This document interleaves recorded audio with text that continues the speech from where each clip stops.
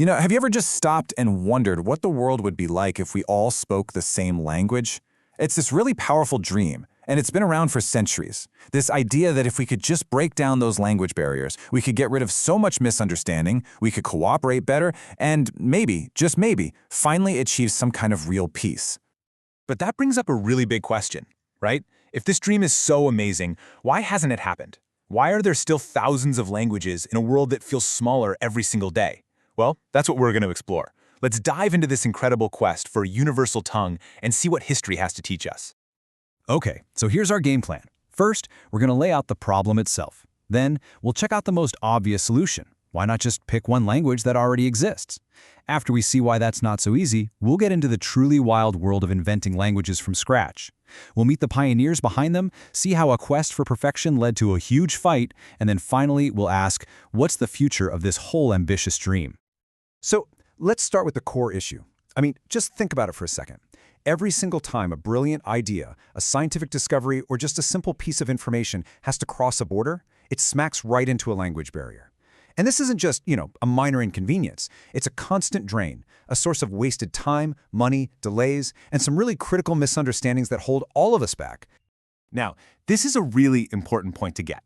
The goal for the true believers in this movement was never about wiping out languages like Italian or Japanese or Swahili and creating some kind of gray, boring monoculture. No, the vision was to add a second language for everyone, an auxiliary language, a neutral bridge for international stuff, not a replacement for the cultures we all love.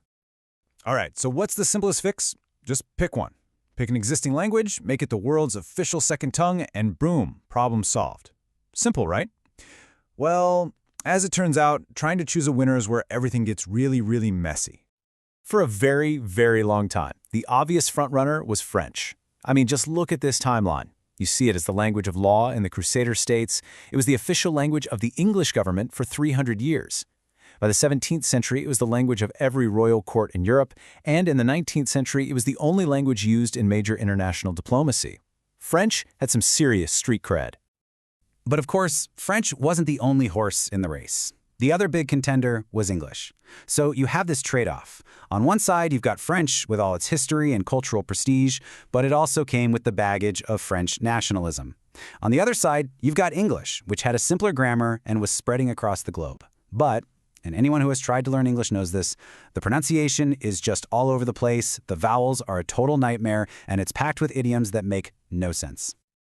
And this quote right here, it gets to the absolute heart of the problem. It doesn't matter which national language you pick, French, English, Chinese, whatever, you are instantly giving a massive, unfair advantage to every single native speaker.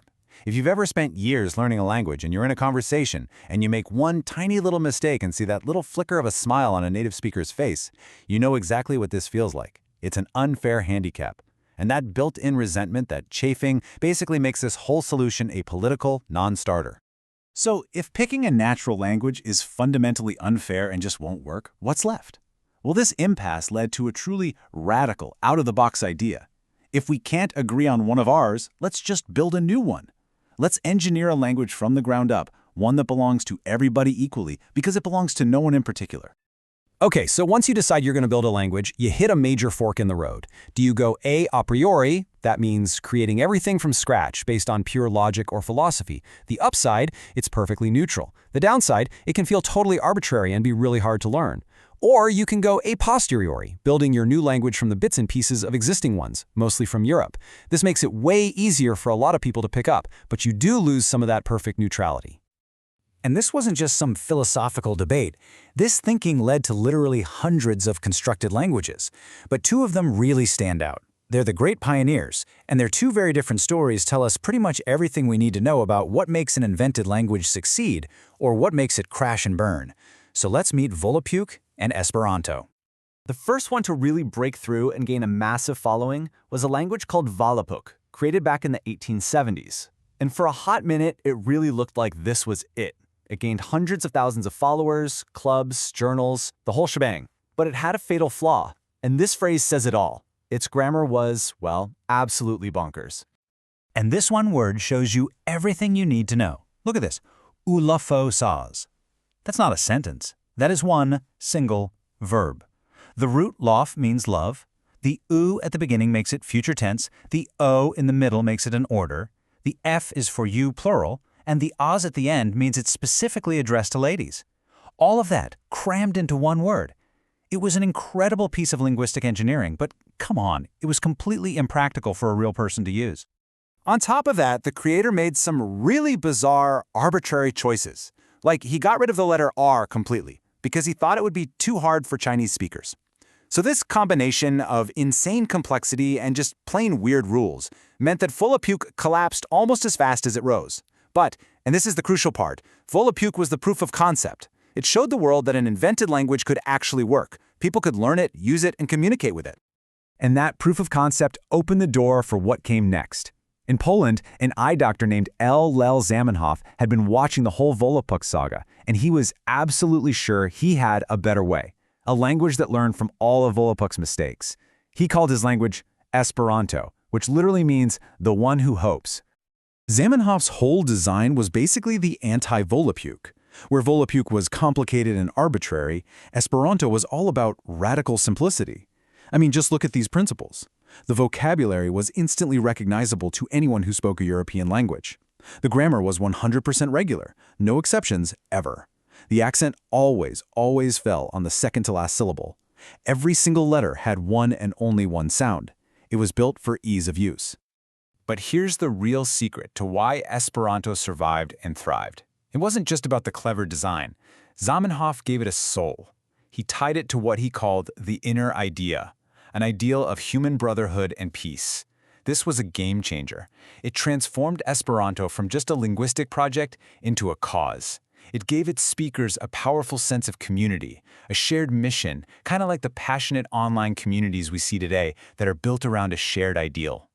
So Esperanto was a huge success. But you know what happens when something gets popular? It attracts a different kind of attention. In this case, it was from professional linguists and scientists. They saw the potential in Esperanto for sure, but they also saw what they considered flaws. And their scientific quest to perfect the language wouldn't lead to unity. It would lead to a bitter civil war in the movement. Here's how it went down. A group called the Delegation was formed to scientifically choose the absolute best possible international language. So in 1907, their committee of brainy scientists gets together in Paris.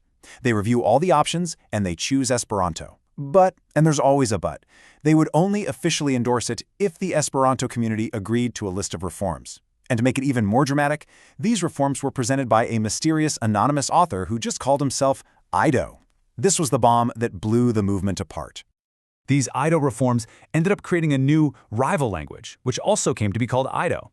And as you can see here, the landscape just fractured. You had Esperanto sticking to its philosophical inner idea. You had Ido, which was all about scientific efficiency. They even used a mathematical formula to choose the most international words. And then other systems popped up, like Latino Sineflexione, which is exactly what it sounds like. Latin with all the hard grammar stripped out. The one simple dream had splintered into a dozen competing versions of perfection. So that brings us to our final question. After all of this, all the debates, the brilliant inventions, the bitter fights, where does this leave the dream of a world language today?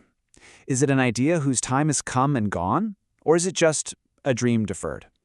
First, we gotta face a hard truth. A common language isn't a magic bullet. This quote here is a perfect, sobering reminder. Yeah, sometimes we fight because of misunderstandings, but other times we fight precisely because we understand each other perfectly. I mean, think about it. Civil wars are always fought between people who speak the exact same language. A shared tongue is just a tool. It can't fix what's broken in the human heart. So where does that leave us now, in the 21st century? The questions have changed a bit. You have to ask, for better or worse, hasn't English basically become the de facto world language already? Or maybe will technology, like real-time translation, just make this whole conversation pointless in a few years?